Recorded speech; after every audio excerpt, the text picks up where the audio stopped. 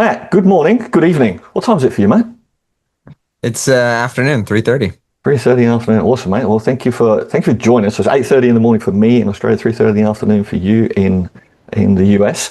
So thanks for joining us today. So this is another episode of our SaaS Dads. So probably going to be a little bit different. We just had a little chat beforehand, but a little bit different to maybe a lot of the interviews and webinars and things that you've done before, where we get to talk about what it's like being a dad and building a business, right? Because they're two very big challenging things, and we have this front that we do have to put on as business owners and stuff. It's like, well, things are going good and you want to present a well put together human.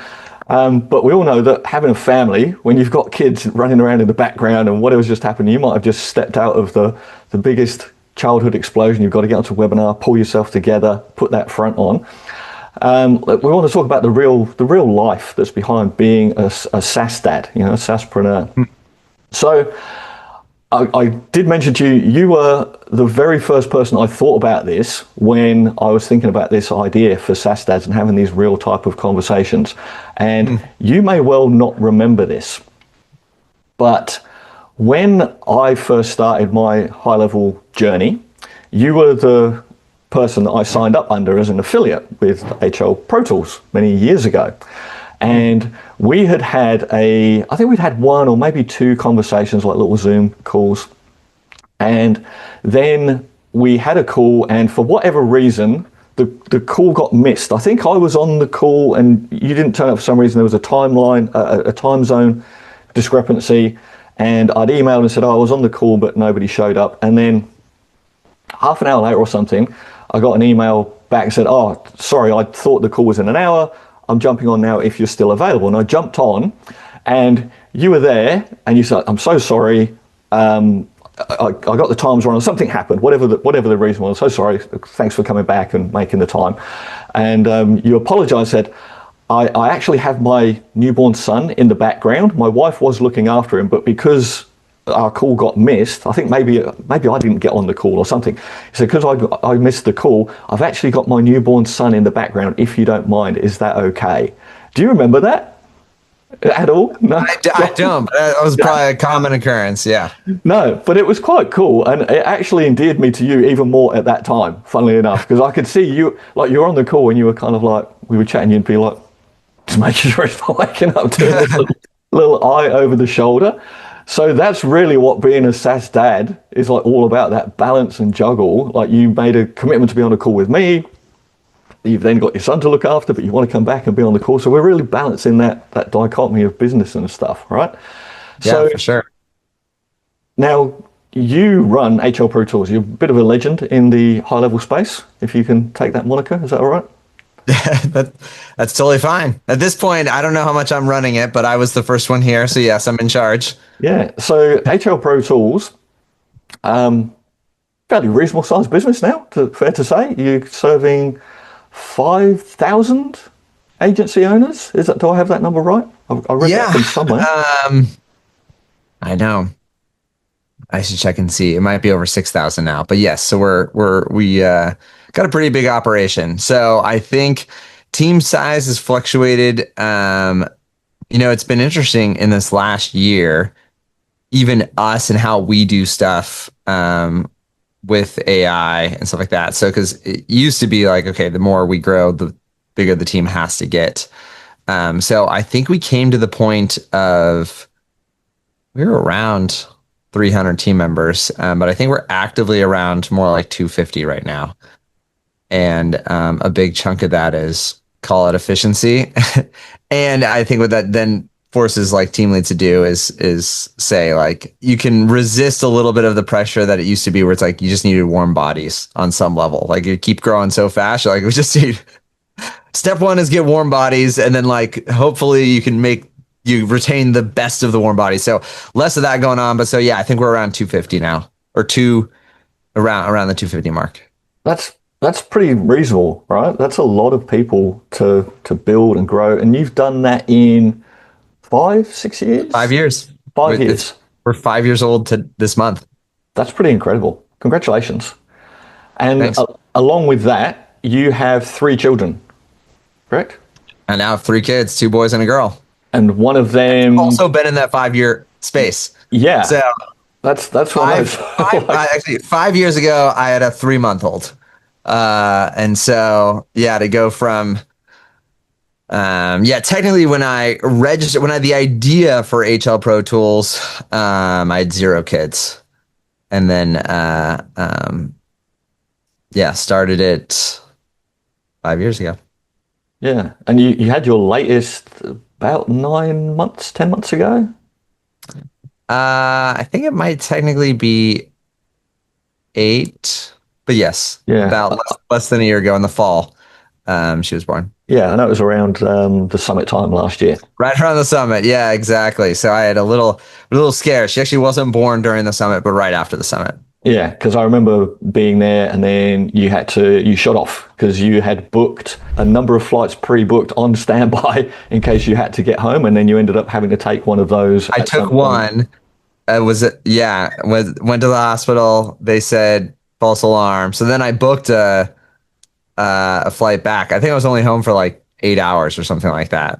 So I left the summit. I think I was actually maybe gone for the summit for about 24 hours, but it was because you got the travel time and airport stuff and all that sort of stuff. Yeah.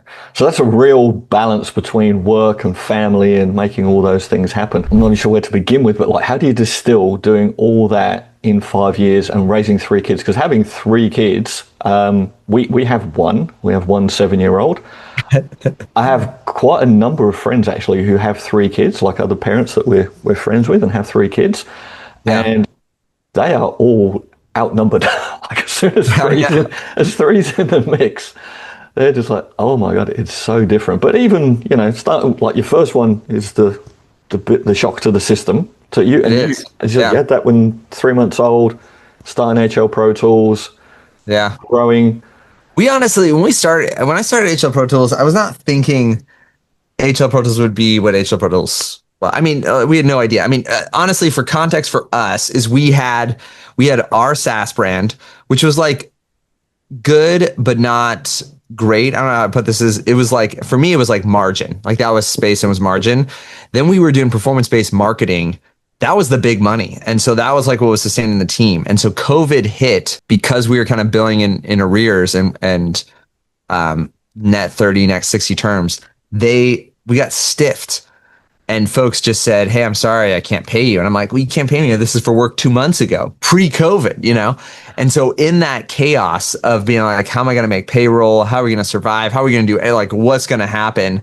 I'm in California.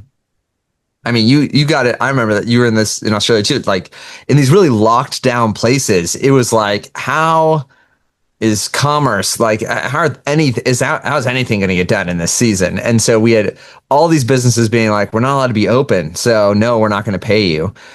And I was in that zone where I was like, what do we have, what do we already know that could potentially serve somebody else in a different market there? And so HL Pro Tools launched, and my thought was like, there's probably other industries and other states. I was just thinking even the US based, like there's other industries and states that aren't as affected as us.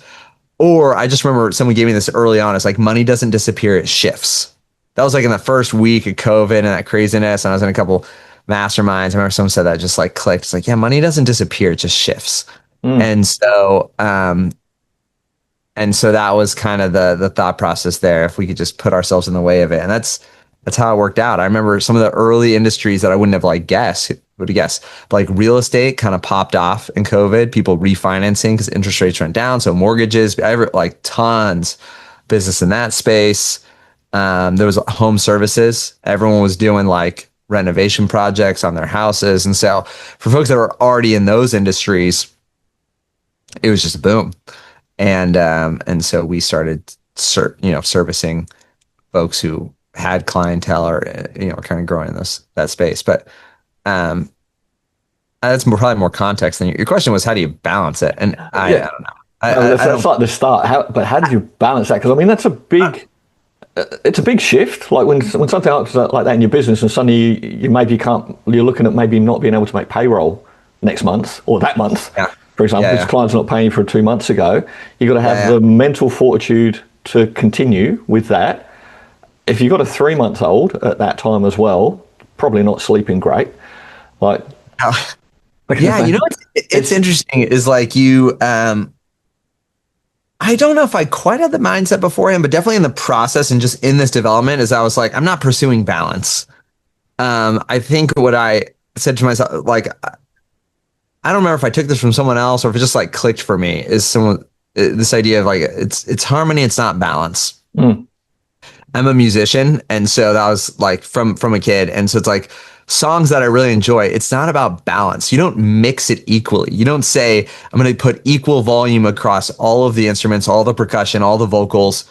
That's not what you want. Harmony is the appropriate mix where some things are greater, some things are lesser, and they blend together to make something enjoyable. And so that's how I've kind of approached the work balance. I mean, really, I put in like 3 buckets, which is, it's kind of like preparation and growth, development there. There's performance. This is like, I just got to do what I got to do. And then there's like restoration. It's like, what is the filling aspect of this thing? And so in those 3 buckets, for me, family is a filling bucket.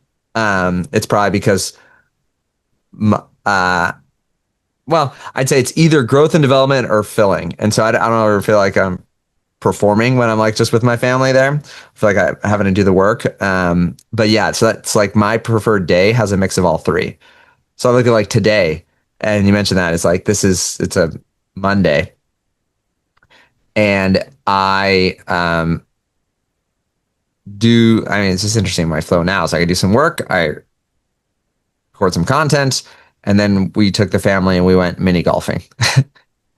And so we did like miniature golfing and then got Chick-fil-A, came home. I put our middle child, I'm like, we're just all in it. I changed our youngest diaper. I put our middle child down for a nap. And then I was like, hey, I'm going to go to the office and do a podcast. And so, it's like, that's a very common day is kind of like the primary chunk of the day right now is I give to them. And that is, I like all things in business and probably in life, it's arbitrary. No one cares if you underperform. If you show up at the holidays and you tell your family like, oh, I didn't go on as many vacations as I want to, or my business only grew by 5% instead of 50%. No one's saying, woe is you.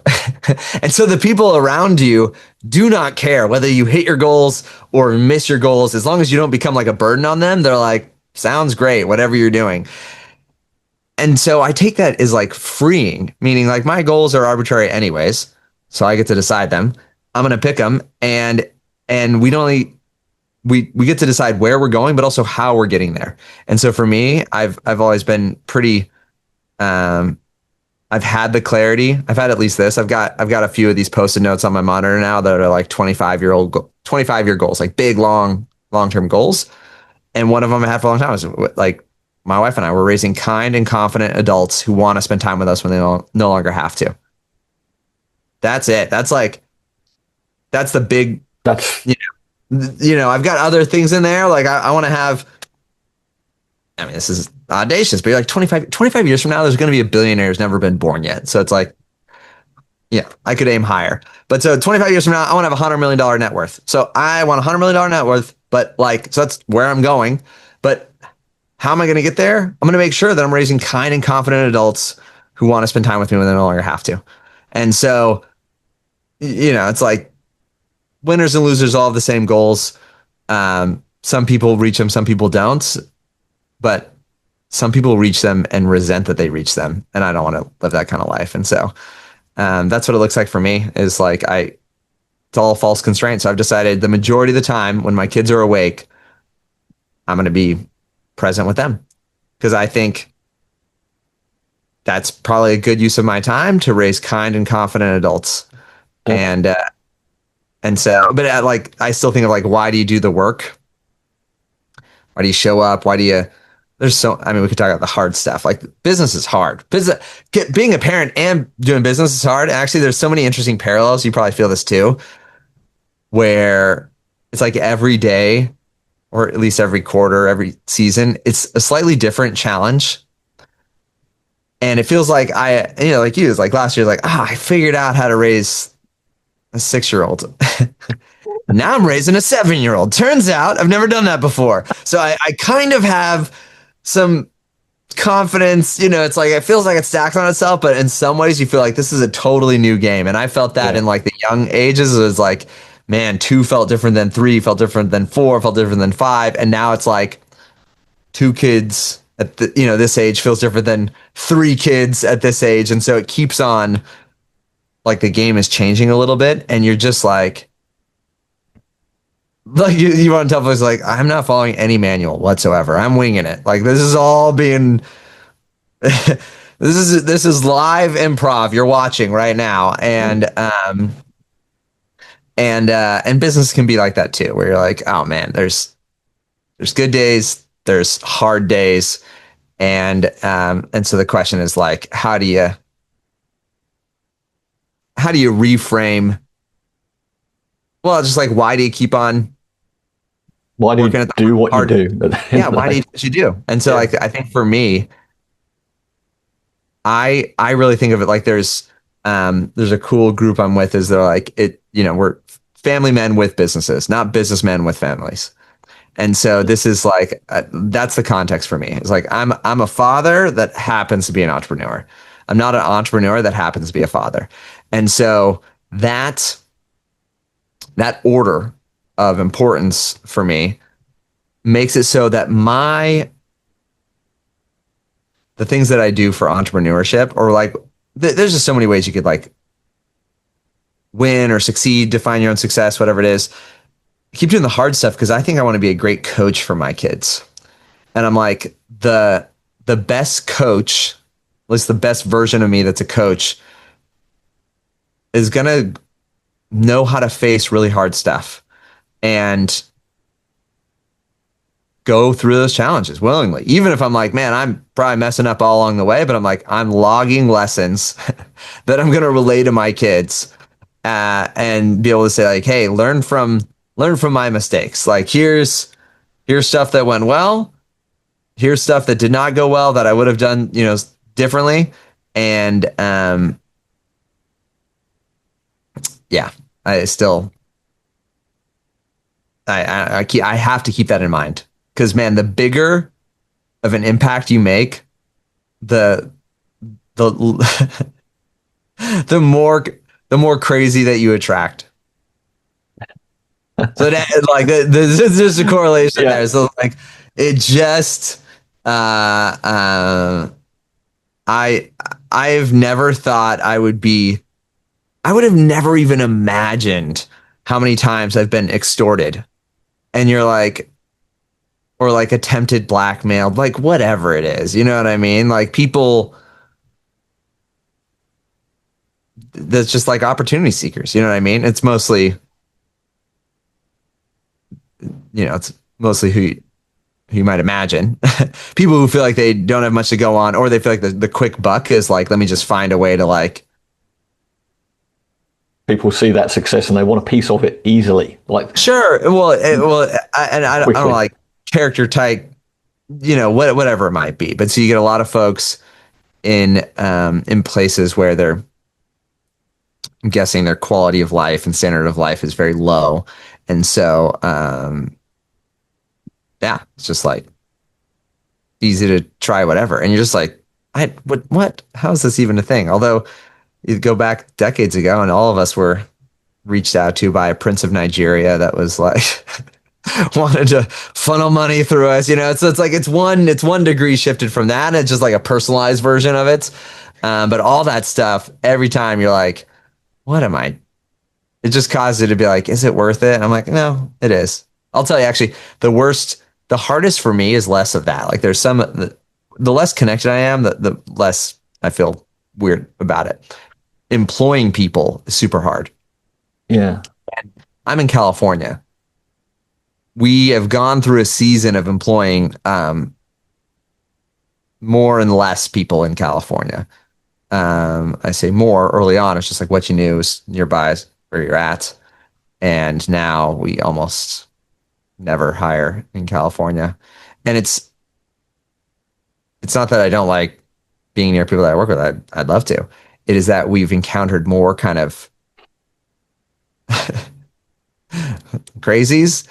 And we have great folks still on the team in California. So it's not exclusive to California, but like we've gotten some crazies. And you're like a level of Challenges that maybe you don't want to deal with day to day. oh yeah, like beyond the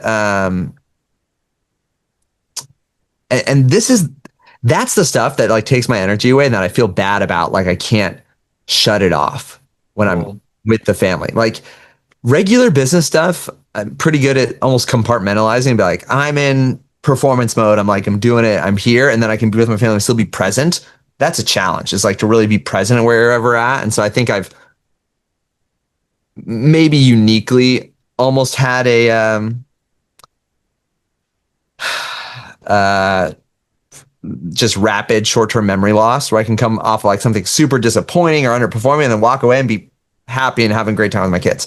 The piece that usually circles back and like poisons my mind is people stuff. So, and by people stuff, it's like when the people side is like they are somehow in some context expressing like we did harm to them.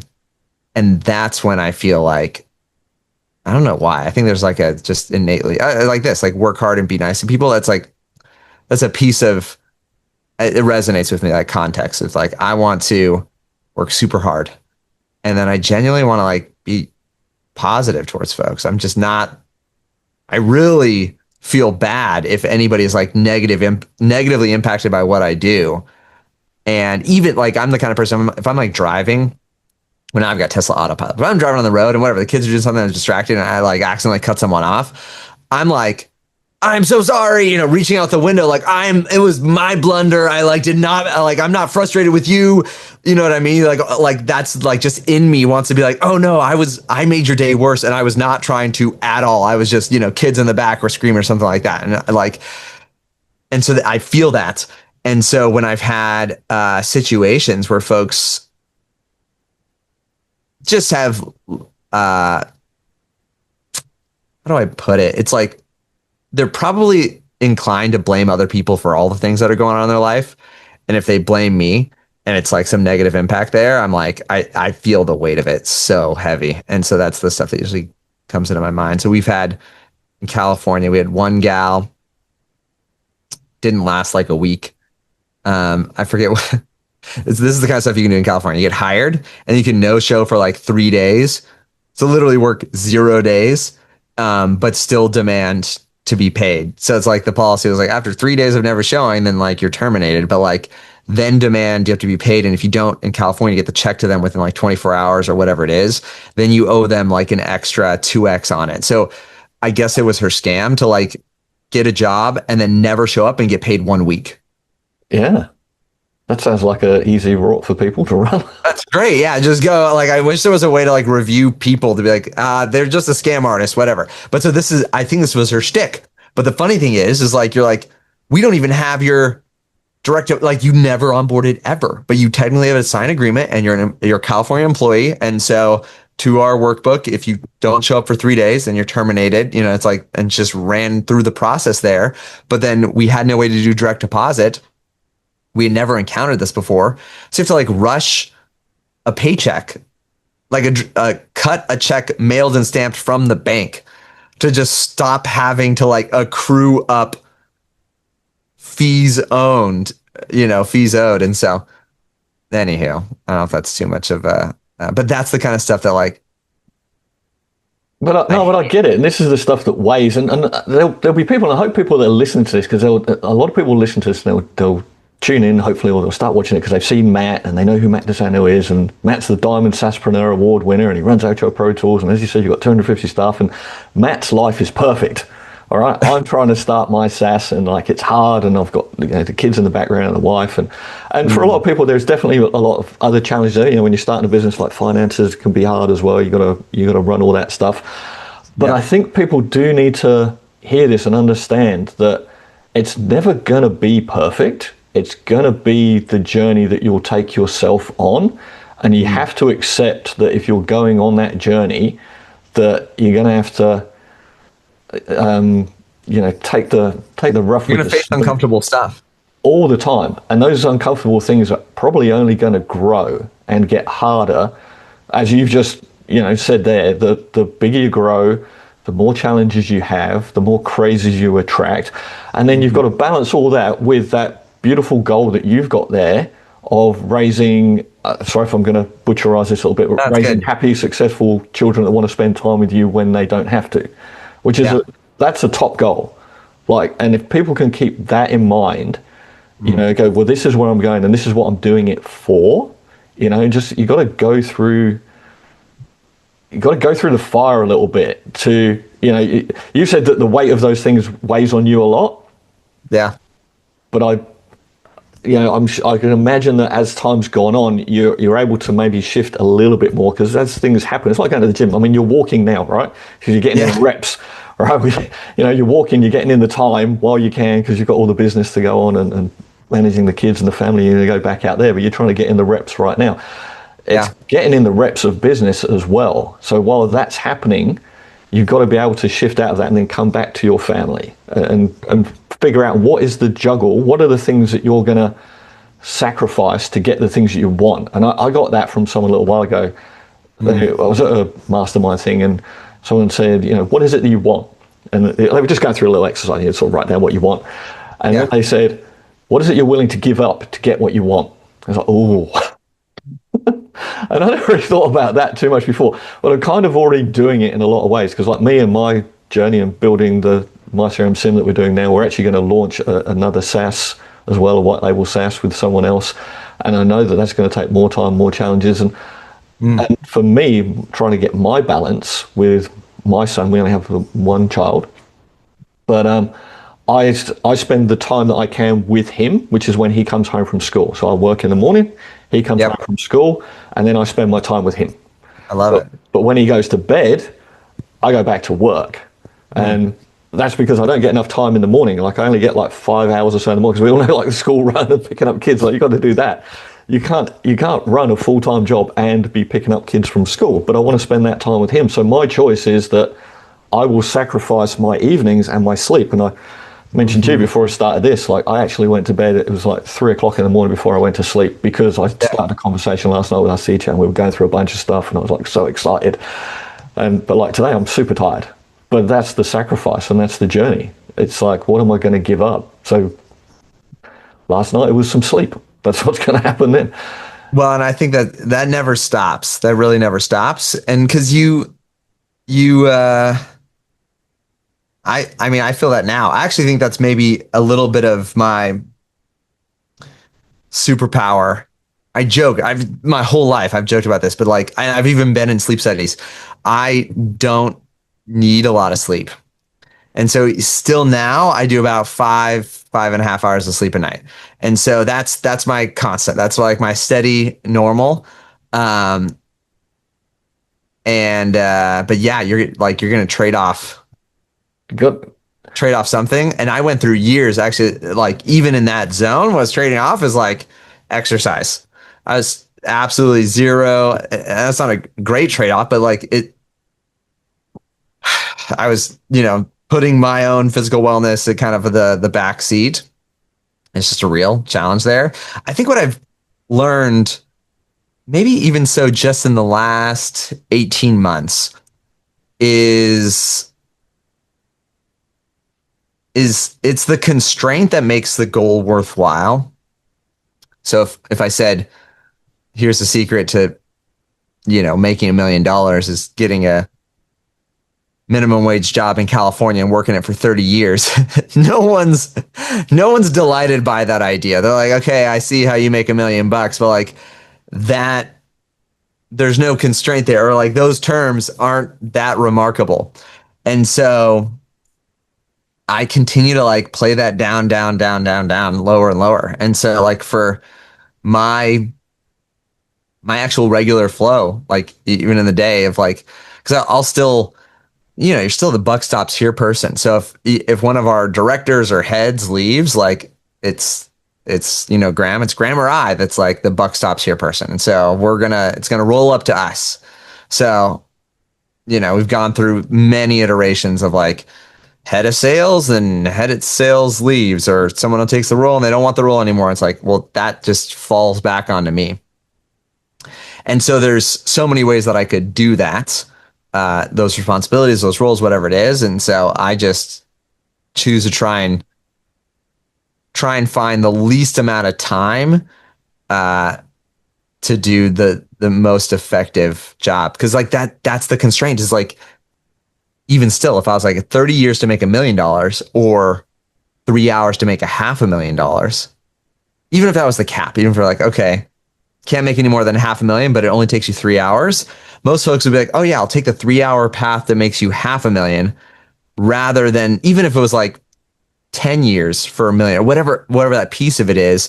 Sometimes you're like, okay, it's the ratio. It's the ratio of time to output that actually makes it remarkable. And so, I constantly kind of challenge that for myself of like, how efficient can I be with it? And you solve problems differently, especially now in the age of AI. I think most leaders should be spending about an hour a day just through the lens of one is like, what's the problem we're having? I need to quickly and easily be identified, like, what's the constraint? And then let me, in a half an hour, figure out, is there an AI leveraged way to make progress on this? It's probably not the end all be all, but I've seen even recently. So I took over another role, kind of rolled back up into me in the last 3 weeks. Actually, it was sales.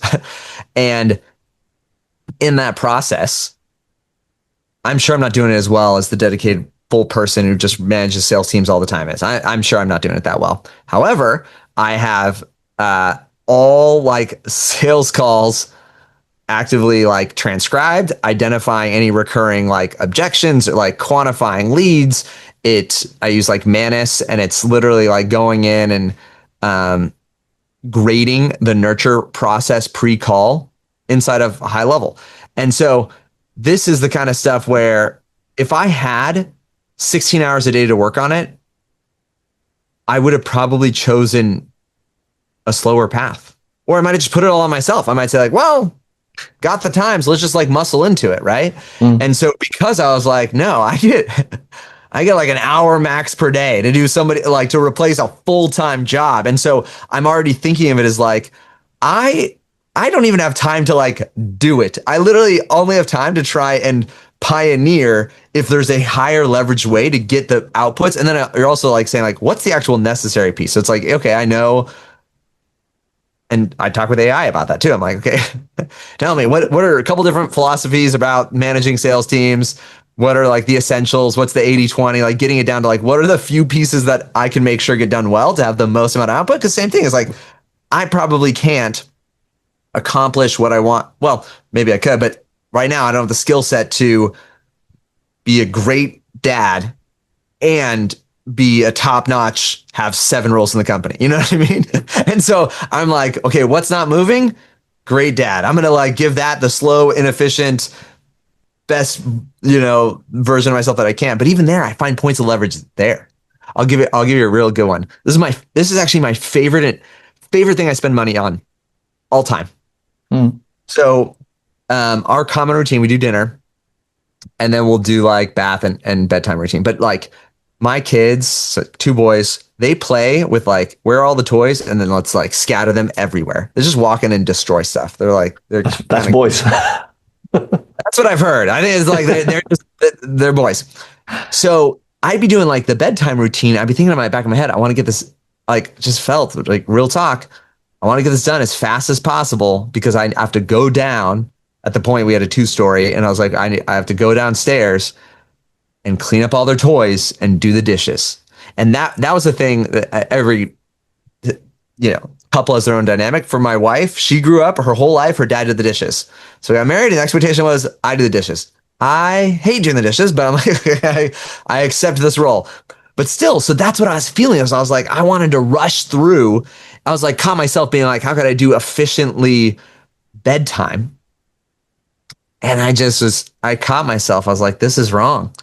Thinking about this the wrong way. Like, that's not the thing I should make more efficient now. And so what I've done is gone to It's usually like high school students, and in the neighborhood, and we hire them so that every night somebody comes, they clean up the toys, they do the dishes, and I don't have to feel like I'm rushing through the bedtime routine. And it collectively costs about $300 per month. It is the best, like $300 a month for never doing the dishes and never doing the toy cleanup at the end of the night. And I'm like, now I know at some point it's a skill the kids need to learn, is like they should probably clean up their own toys. But it's just a reality in our life of like how the night kind of goes and the craziness, and we just go into it. And so, but for right now, that is my favorite expense. So you get that connection with the kids. I buy back my time. Yeah, I buy back my time and get rid of the thing that, like, why am I doing the dishes? Why am I cleaning up the toys? And especially if it was stealing my mental energy from just being super present with them at the end of the night. Now it's like, if they want to read an extra story, I'm like, yeah, I'm here for it. You know what I mean? And so I just caught myself feeling rushed, and it wasn't work. It wasn't the business. It was literally just like chores, house chores. And so in that same way, it's like, oh my gosh, that's the kind of stuff that, if you're not discerning, you'll accidentally spend too much energy, too much time doing, I call it like majoring in the minors. It's like investing a ton in the stuff that like does not matter. Yeah, and your kids are all under 7, right? Even your youngest. Yeah, 5, 3, and yeah. There was something that it stuck with me years ago. Like we tried to practice being conscious parents, right? And we actually, this might sound silly, anyone who's listened to this or you, whatever, right? But we wanted to be conscious parents, and we had dogs before kids. All right, so we had 2 dogs, and we practiced being conscious to the dogs. We don't treat our dogs like kids, right? One of them's passed, one of them's lying on the floor down there sleeping at the moment. So it's not like treating your dog like a kid. Yeah. Being conscious around our dogs. And we had 2 golden retrievers, and one of them was a bit crazy. All right. And we used to talk to her at the first, and we'd be like, Jesus, man, why are you doing this? You're a lunatic, And she was just more of a lunatic. And then we kind of like, what are we doing? Like, we're telling her she's a lunatic. I said, we've got to reframe this, right? Let's be conscious about our language around our dog, because we need to start doing that for when we have kids, right? And so we changed it. We kind of reframed that. That's what I mean. Like we were conscious with our dogs, and it's like, how are we treating our dogs? How are we talking to them? Are we, like I don't want to sound silly again. Like, it's not like I'm treating a dog like a kid. They were still very much dogs. They slept outside. They were out in the yard. They come in to sleep in the day. Then they get kicked out. They were definitely treated like dogs. But it was just being conscious around them. To go, how are we treating these dogs? Are they welcomed? Do they feel good? Do they feel safe? Are we speaking to them well? So that we could just become conscious of our own language, so that we could do that when we had our. Well, we were trying for kids. We ended up having one, but that's another part of our journey. And there was something that always stuck with me, and I read this. I either read it in a book about parenting or read it on a podcast. I don't remember, but they said the relationship that you have with your kid by the time they're 7 will be the relationship you have with them for the rest of your life. And I don't know whether it's true or not, but they said like you've got to cement that bond with them by the time they're 7. So listen to them, be conscious about your language around them, and even like listening to them when they come running up to you with, they've got a stick they're so excited about, and this stick is the most important thing in the world for them, right? And you're either, I mean, you might not be busy working, but you might be doing something else, and like, you don't care about a stick. But your child does, and it's the most important thing in the world to them. So just acknowledge their stick, because if they want to tell you about a stick today and you ignore them and go, yeah, whatever, don't care about your stick, what's going to happen when they're 18, or not even 18, like teenager? Yeah. And they've got a problem. Like, who are they going to come and talk to if you didn't listen to them about the important thing when they were 5, 3, 4, whatever it is? Like, so you've got to listen to their important things now, so they know that they can come and talk to you about this stick, because it's important. Because when they've actually got something that's important and they really need your help, They need to know that they can come to you and you'll listen to them then as well. And I've Mm. always tried to do that with my son. The best that I can, right? Because we're all juggling. We're running our own playbook that we're making up every day. So Yeah, true. that's something that I really try to do with my son. Even when he comes in and I'm working or whatever, and he's interrupting me, whether I can acknowledge him straight away or if I can't, or even he might interrupt me, we're talking with someone else or with my wife. We're doing something Yeah. else. Always try and just be like, just wait 1 second, mate. Just give me a minute, wait, and then sometimes we'll carry on and they'll be off and they'll almost have forgotten about it. And then they'll go, mate, what was it you wanted? And I'll get him back. Say, I know you wanted to tell me something. And what is it? And bring him back to try and cement that relationship. And I think that what you're saying there around having that conscious time together with your kids is really important. I know, sure, picking up the toys is important. Cleaning up after themselves is important. That is. But these are skills that they can still learn. Like they're not, you're not going to, they're not going to not learn that. You'll bring them to a point where you'll be like, all right, boys, now you're picking up the toys, right? Because that's happening. You've got enough skills now. But that connection is really important, I think, at a young age, because you want to have, like that goal you've got there, I think that's absolutely awesome. I didn't know about that before this or anything, but I think that's a perfect goal. And that's something that I definitely align to as well with my son. It's like, what do I want? I want when he's older, he's going to come and talk to me. How do I align with him now? Balance the work, teach him a bit about what I am doing at work. Like I kind of show him stuff and go, hey, this is what I'm doing. And, these are all the customers we've got. And this is why I'm busy at the moment, mate. You have to understand, like we've got hundreds of customers. We've got thousands of agencies in our group. People who are messaging me and, I'm sorry if I'm on my DMs while I'm making dinner and you're talking to me, but someone's just messaging me about something and I need to forward that onto one of the team. And trying to make him consciously aware of what's going on for me as well. And it's a real difficult balance to do. So, It's so hard. And that's actually, I don't think I've been able to fully involve them in understanding like what the business does. Probably because I've kept it. I've heard people do this in this way too. They talk about even with their spouse of like for entrepreneurship, some people it's two hands, like their worlds are together. It's like you got one world. You like it's personal, professional, it's all together. I've always been very much so like distinct. So like for my wife, it's just never been something where it's like she's going to come with me on a business trip or speaking at something or whatever it might be. And I would not say it's a bad thing. I've always actually struggled with probably a little bit of like, is it a bad thing? Or like, would it be better if like my wife wanted to be in the business with me and she was, also an entrepreneur? She's a clinician, she's a clinician. She's a professor. She's very much like like dialysis hospital sort of setting there. That's what she loves, and research. And so for her, entrepreneurship was always like a super risky thing. And it was really like, I had to go like years, literally, decade plus of before it felt like, this is not the worst, not even just the worst thing, but like, this is an acceptable path like of provision.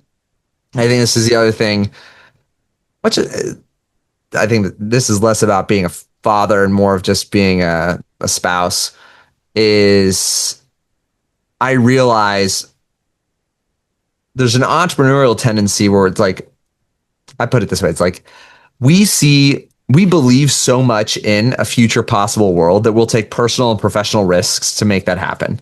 It's like we see what should be and we're like, I will risk to make that a reality. Which is awesome and beautiful. That's why I love entrepreneurs. It's like, we see a better way and we're like, take personal and professional risks to make that a better way for other people. And for folks that are really risk averse, like my wife, that's like terrifying. It's like, why wouldn't you just fall in line and like work with the established thing where there's no risk and it's steady there? And so the stabilizing experience, or one thing that I've done for myself is just recognizing, I use this language of like, when you're a rich life. And so it's a rich life. It's the gap. It's that space between what I have and what I need.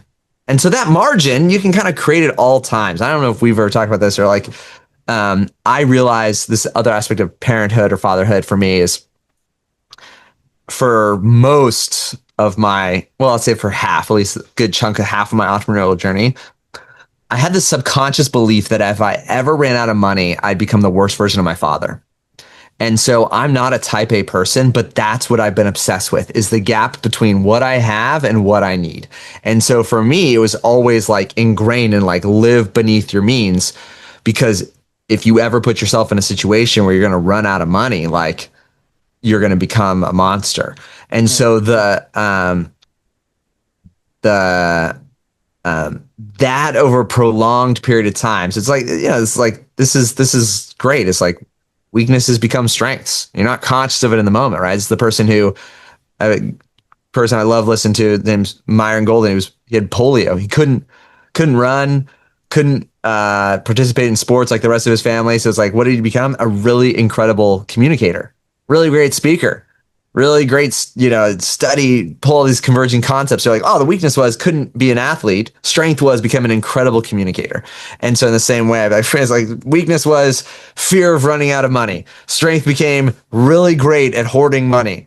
And so that insulates that process of risk. And we've even maintained this in the business process. There is like, it's messy. You're not going to win every time. But the greater continue to create that gap between what I have and what I need.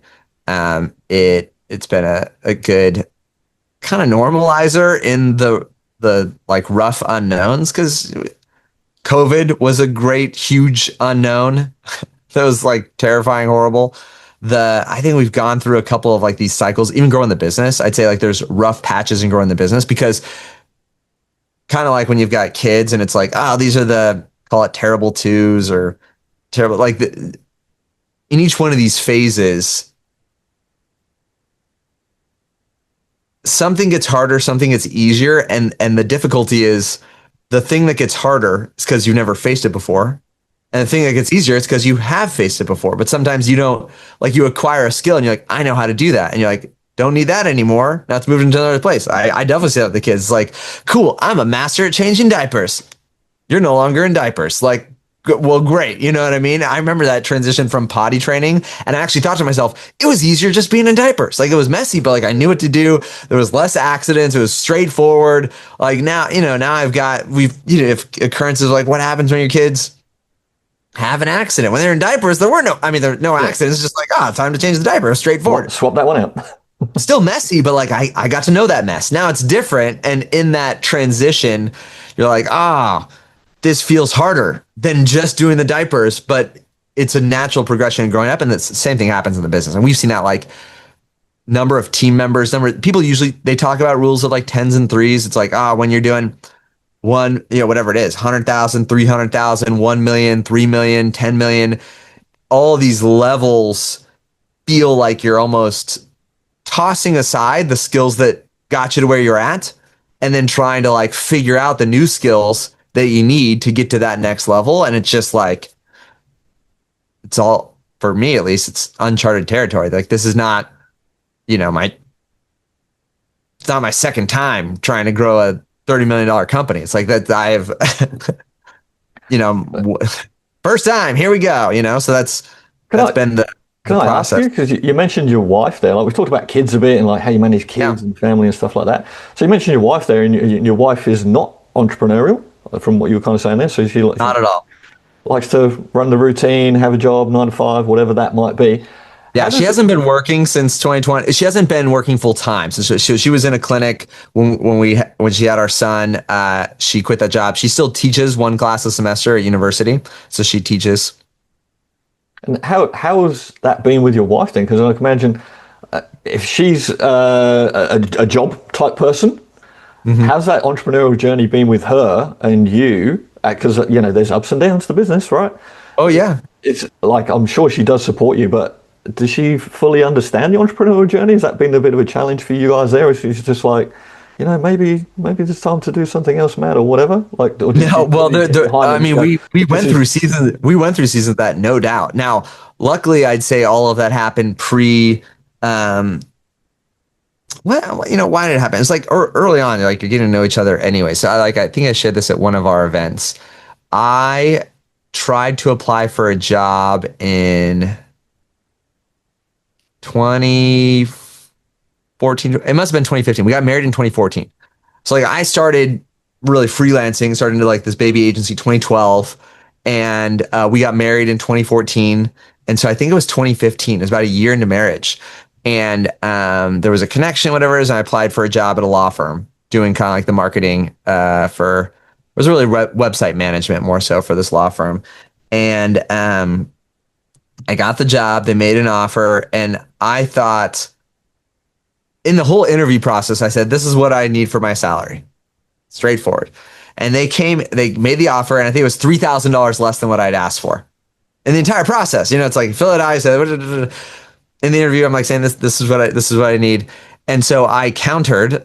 I don't know. Like I replied with like, thanks so much. Like, is there any way, like, just first, hey, can we? I thought I set my expectations very clear of like, this is what I need. You're $3,000 below that. So like, I thought it was a perfectly normal thing to negotiate an offer there, especially when I'm negotiating up to what I said I need. Like I wasn't bluffing with that number. I was like saying, this is the number I wanted. And then they revoked the offer. And so they're literally their response to me saying like, hey, I think I'd bring this value. Is there any way, like I tried to be upfront, like this is actually the number that I would need to take the position. And then they revoked the entire offer. And, in hindsight, it was a great blessing. But no, for sure, early on, there was that feeling of like, especially because the pre-2016, we were, I consider more like a job shop. So get the job, get the thing, do it out. And then like after, you have to go get more work. Yeah. And so we had no recurring aspect to the business whatsoever. And it was in 2016 then I was like, it was interesting time in there because I think it was 2015. And then that might have been the end of that year was also the first time I couldn't explain it, but like we like all the jobs dried up. It was Q4, end of the year. Nothing magical was going on, but like we couldn't do it. And so I had a small little team, same sort of thing where it was like, that was bad. It was like, owners eat last sort of situation. And so I kept a smiley face of like, it's going to be fine. I just had to keep telling myself, it's going to be fine. It's going to be fine. It's going to be fine. It's like everything's burning around you. But literally from like October through the end of the year, because we used to do these big, long proposal processes. And because sometimes websites were like hundreds of thousands of dollars to do these like, West LA, Santa Monica jobs. But they were all like, sounds good. We'll start January 1. We'll start January. And so I had like 3 or 4 lined up that were starting January 1. So December comes. I'm like, I'm running out of money here. And yeah, that was, so there's definitely been things. Present day today, I think, who you marry or, who you partner with is the greatest strength or greatest weakness, especially in entrepreneurship. And so now we have a great dynamic, but that's where for me, it works very well as I can pop in, be fully present over here and then pop out and be fully present over there. And so it's hard in its own difficult way. Like people, when we do events, I'm just as I'm not proud of this. It's just a reality, and she accepts me and like knows me. Like this is the thing that's happening. Is I'm like very present where I'm at, and so I show up at an event, and like I'm not like checking in at like lunch or every hour or anything like that. I'm and your wife accepts that. It's like that's where you are, and that's where I am. So I don't do a lot of events in other places, but probably about once a month, something like that happens. We've gone through seasons where there've been none because the kids are early phase or something like that. But I get asked to go to events all the time. So I have to be really discerning about like, these are the ones that I'll go to, I'll say yes to, and these are the ones that I just unfortunately have to pass on. But so in that space, yeah, our dynamic is great. And I think she appreciates it even more so now. I think we both really appreciate our life and what we're able to do. And it's the compounding output of like just steadfast doing the boring work that works. And that's the interesting thing about the SaaS space in particular is I don't think I can't say that it gets magically easier. I will say most folks don't have the endurance for it. So it's like what'll happen is just keep your head down and keep on being better than you were yesterday. And you'll look up and it'll be like, wow, we're way further along than I thought. I never imagined this would be, the point in the business or anything like going on that. And you realize too, it's like, man, it's entrepreneurial. You move the goalposts constantly. Like what was a goal? You're like, cool, hit it. Now, whatever the next one is, just keep on pushing it out there. And, but if you run those if you buy back your time and so that you continuously, like this is what I do is like for yourself, if you can make sure you got a gap between what you need and what you have, then you can continuously buy back your time. And that makes the process a lot more enjoyable, I've found, because you're going, at least for me, it's like the odds that you're going to have all the skills that you need to like, I don't know, 10x, 20x, 50x the business from wherever it's at right now, not likely. And so you're going to require space to get those skills. And sometimes the skills are like how to do less, how to be a better delegator, how to be a better recruiter, how to hire better, more talented folks. And so I try in small ways. I mean, I hire out and I pull things off of her plate too. So like our laundry, and this is something that she doesn't mind. Loves doing laundry. I don't say loves it. Who loves it? But she's like, doesn't mind. That's like in her mind, like accepted role. She's like, that's a role that I saw modeled for my whole life. And so I expected it. And I was like, that's fine. You can expect it. But like, same thing like house cleaning is like, I'm like, no, I'm just going to hire somebody else to come clean the house regularly.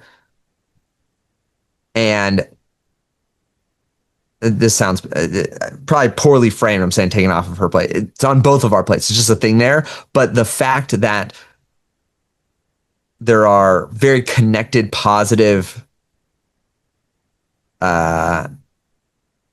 luxuries, if you will, like amenities, like things that make it worth the hard stuff. Yeah, you're enjoying the fruits of your labor.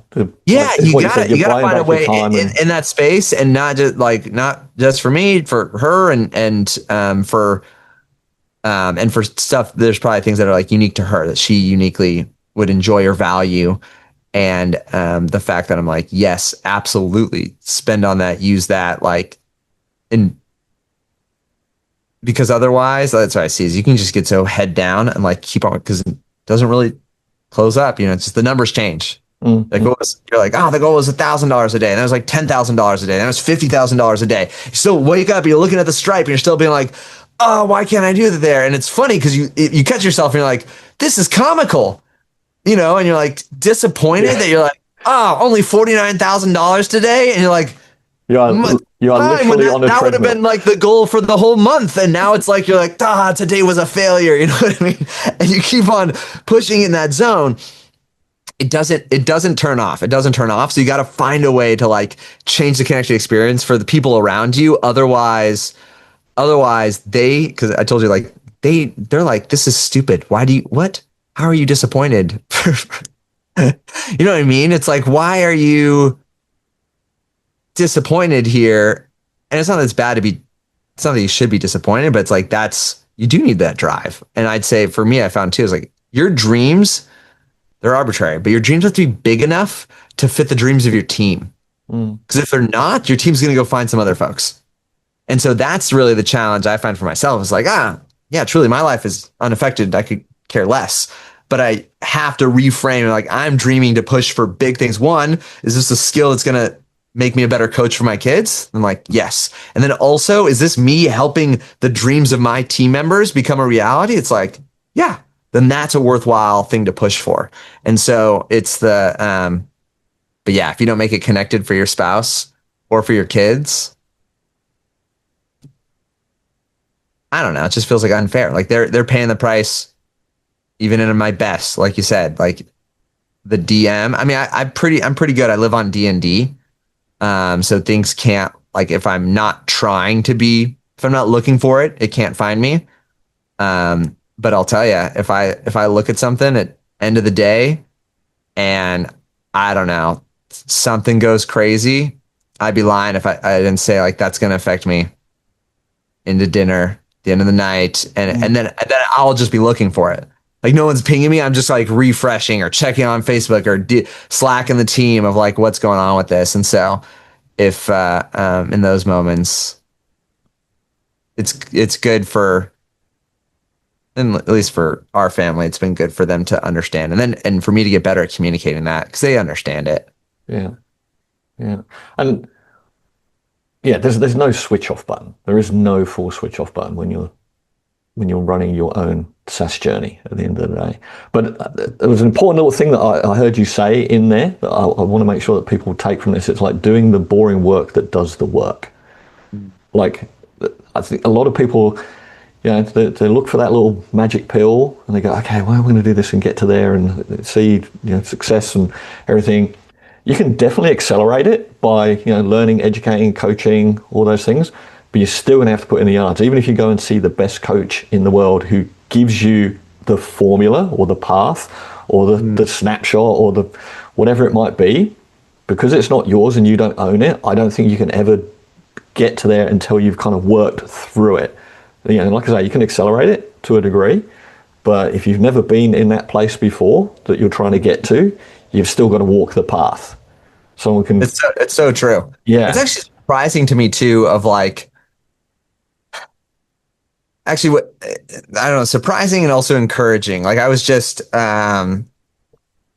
we did like a 1-day event and one gal came who came through our system ecosystem and I hadn't heard much from her. I didn't know what she was doing.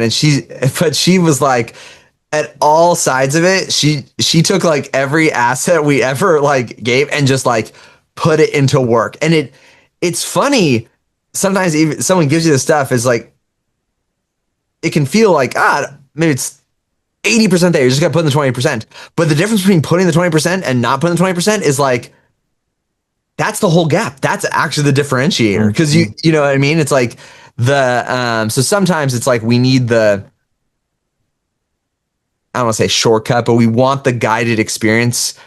If the guided experience is what it takes to motivate you to actually do the work, phenomenal. But if you're thinking like the guided experience or the shortcut or whatever it is, it's not going to happen. That's not the magic. The magic is actually doing it, putting it out there, like adding a domain. I'll give you examples. So we had shared our hiring funnel.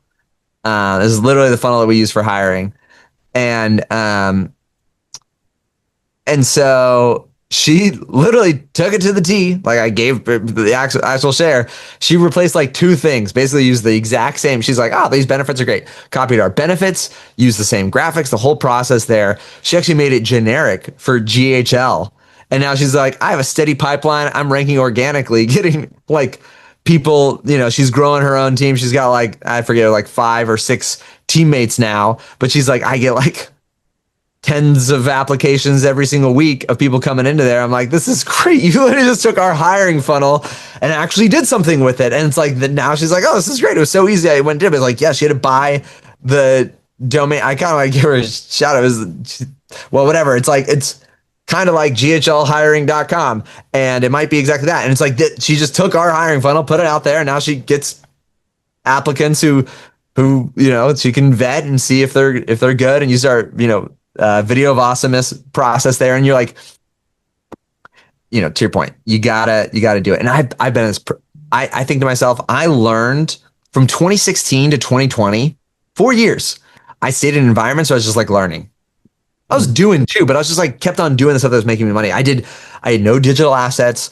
It was, and I guess until 2019, we didn't run like an actual funnel. We did like lead gen funnels, but we didn't do like a pay funnel. Like someone could actually buy it. But so it means for 3 years, I was learning about funnels and free plus shipping funnels and low ticket funnels and high ticket funnels. I did nothing.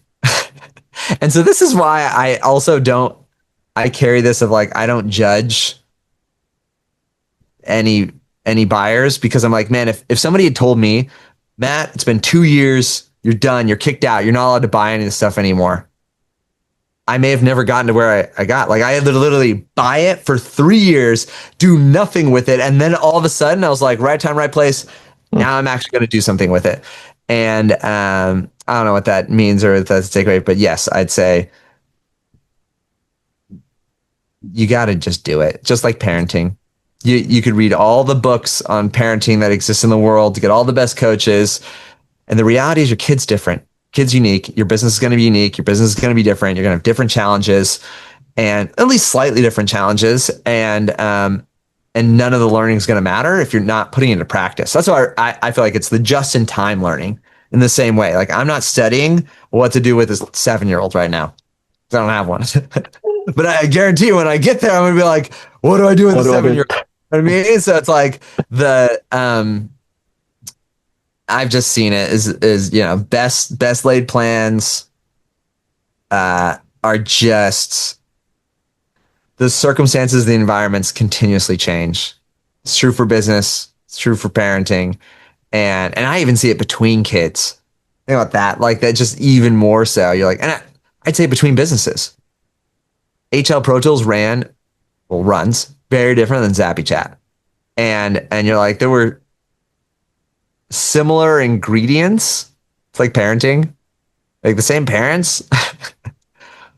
People interpret circumstances, environments, and stuff differently. And yeah, I don't know. Well, Matt, we covered a lot of things there. And for me, it's the morning. For you, it's the evening. So I know you want to get back to your family because you're going to be getting to dinner time and prepping all that stuff. Can we wrap this up? I don't know if you've got either one piece of advice for SaaS dads or there'll be SaaS mums too, hopefully watching this as well. I just like SaaS dads because it's more rhymey. Yeah. But have you got either like a final piece of advice or something that you think that we didn't cover here today that you want to finish out or round out on people? I listen to, read a ton of books, and so I'll just leave a book recommendation. And it's called Margin by Dr. Richard Swenson. Mm-hmm. And it changed how I think about all this stuff. And it really, his premise is he's just a physician. It's like a general practitioner doctor. And for years and years, his premise is like the root of dishealth or just unhealthiness calls it marginless living without that space. And it's a really good reframe because I think that's the beautiful, amazing, attractive thing of software. It's high leverage. It can be high margin. It can be, a relatively healthy exchange. I think is not as valuable if your life is generally marginless. And so that'd be my shout out final thought is Margin. I think there's got to be an audiobook of it.